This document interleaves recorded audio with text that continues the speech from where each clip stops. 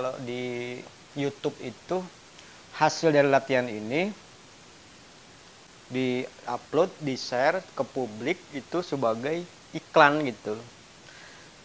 Iklan, bukan konsep belajar mengajar gitu. Ngerti nggak maksudnya? Kalau konsep belajar mengajar itu ada proses memberi materi, terus ada yang menerima materi, meneliti, membaca dengan teliti, nanti ada ujiannya, ada interaksi berupa ujian-ujian gitu. Sudah sejauh mana apa yang sudah dikasih itu memahami, dipahami itu. Bukan tugas pengajar ini menjawab semua pertanyaan pelajar. Kalau pelajar belajarnya di luar, punya hasil sendiri, terus ditanyakan lagi kepada pengajar, itu namanya debat. Dia punya bahan, kita punya bahan, terus dibenturkan, itu namanya debat. Kalau belajar mengajar tuh nggak begitu gitu konsepnya. Kayak Jibril ke Nabi Muhammad, dia ada kegiatan memenuhi watabatal ilahi tabtilan,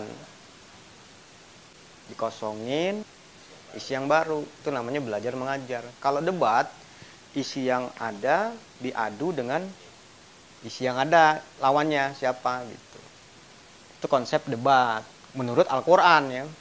Soalnya di Quran tuh dikatakan hatu burhanakum, bawa ke sini argumentasi kalian. Berarti kalian itu sudah punya bahan, punya argumentasi sendiri. Bawa ke sini, adu. Itu pun harus ada kelanjutannya, yaitu fa'alimu annal haqqa lillah. Minimal tuh ada pengakuan kalau itu objektif apa tidak. Kalau tidak, tidaknya di mana, uji lagi, adu lagi. Yahudi aja yang cerdas itu sami'na, berarti kan dia sudah mengakui kebenaran dari Allah ini, objektif, tapi dia menolak, gitu aja. Kalaupun mau menolak, tahu juga harus yang objektifnya, gitu. Kalau kita kan yang di sekarang ini berlaku sistem demokrasi ya. Walaupun debat di ILC atau dimanapun itu, dia tidak mencari siapa yang benar, siapa yang salah, apa yang benar dan apa yang salah. Demokrasi aja, nggak ada yang benar gitu. Pendapat bebas, sudah begitu aja. Itu kan nggak ada hasil namanya gitu. Ngambang gitu. Iya ngambang. Itulah konsep demokrasi. Tidak disimpulkan memang itu ya. Yang ada nggak coba yang benar yang mana itu dua itu? Kan nggak ada itu. Kalau di Quran itu konsepnya dia jelas. Harus fa'alimu annal haqqa lillah gitu. Soal nanti, oh itu kan tafsir menurut kamu, ini tafsir bukan menurut Al-Quran ya, nanti kan silahkan diuji gitu. Itu namanya perdebatan gitu, nggak masalah. Walaupun di fase sekarang ini kita belum nyampe ke sana.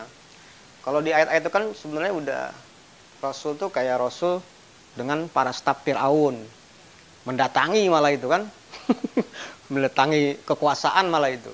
Itu sudah konteksnya sudah punya bahan penuh gitu, baru datang gitu. Itu juga kalau Nabi Ibrahim kan sudah ada wa ataina ala Ibrahimal kitaba wal hikmah wa atainahum mulkan aziman gitu. Sudah ada kekuasaan yang besar. Lagi-lagi kalau sudah datang kekuasaan yang besar itu bukan berarti dia jadi presiden, jadi apa, bukan. Ada lagi konsepnya gitu loh. Jangan nanti setengah-setengah diambil, dipraktekin macam-macam prakteknya itu nggak sesuai dengan sunnah Rasul ya.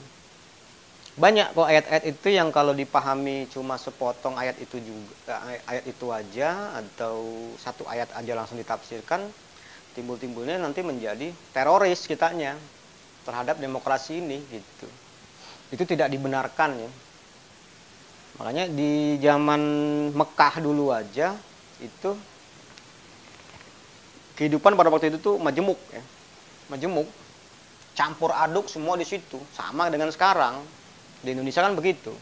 Budaya, tradisi, semua nilai-nilai kehidupan itu ada semua di Indonesia gitu loh.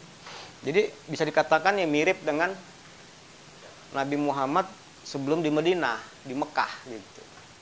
Dilihat dari nilai-nilai yang hidup ya, secara bicara tentang kemajemukan ya. Itu sama gitu.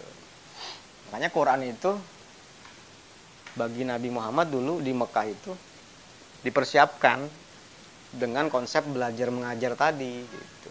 Bukan debat dia konsepnya. Ya, bisa ditangkap ya maksudnya.